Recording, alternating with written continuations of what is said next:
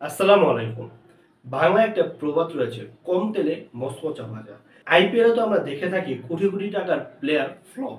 যেমন আপনার ঋষভ পান্টকে দেখুন, ২৭ কোটি টাকা দিয়ে কিনে নিয়েছিল লখনৌ সুপার জায়ান্ট, কিন্তু ঋষভ পান্ট ২৭ কোটি রান করতে পেরেছে। তিনি এখন পর্যন্ত আইপিএল ২০২৫-এ রান করেছে ১৩৫। তার স্ট্যাটের তো নাজেহাল। তাই আমি আজকে এমন কিছু প্লেয়ারের কথা বলবো যারা খুব কম দামে বিক্রি হলো, তারা কিন্তু আইপিএল ২০২৫ মাতাচ্ছে। তেমনই এক Australian তারকাবহুল player Mitchell Marsh.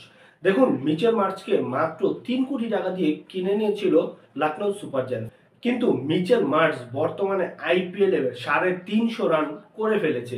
Mitchell Marsh কিন্তু ইনজুরি কাটিয়ে এসেছে, তবুও কিন্তু তার পারফরমেন্স দেখার মতো। দ্বিতীয় নম্বরে যদি বলি, আফ্রিকার তারকাবহুল আরেক ব্যাটসম্যান এবং আফ্রিকার দলের ক্যাপ্টেন অ্যাডাম মার্ক্রাম।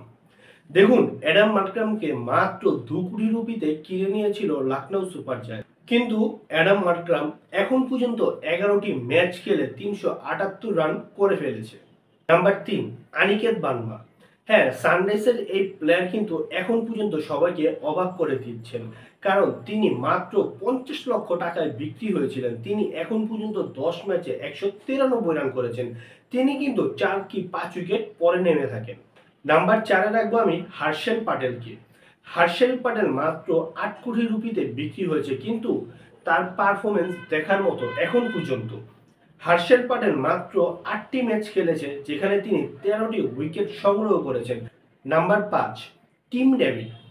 অস্ট্রেলিয়ান এই তারকাকে মাত্র ২ কোটিতে কিনে নিয়েছেন রয়্যাল চ্যালেঞ্জার ব্যাঙ্গালোর। দেখুন, রয়্যাল চ্যালেঞ্জার ব্যাঙ্গালোর যতটুকু না তাকে দিয়ে আশা করেছিল, তার থেকেও বেশি দিচ্ছেন এই টিম ডেভিড।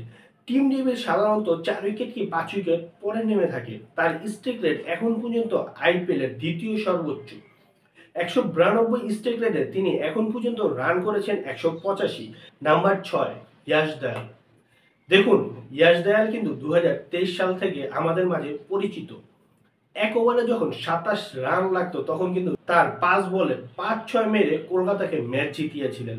তারপর থেকে ইয়াশ দয়ালের কাহিনী যেন ভিন্ন হয়ে উঠেছেন।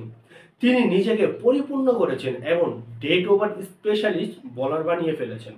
২০২৪-এ ইয়াশ দয়ালকে কিনে নেয় আরসিবি। তারপর থেকে তার তাণ্ডব শুরু। ২০২৪-এ তিনি ভালো বল করে থাকেন, যার সুবাদে কিন্তু আরসিবি ম্যানেজমেন্ট তাকে রিটেন করে নেয় মাত্র ৫ কোটি রুপিতে।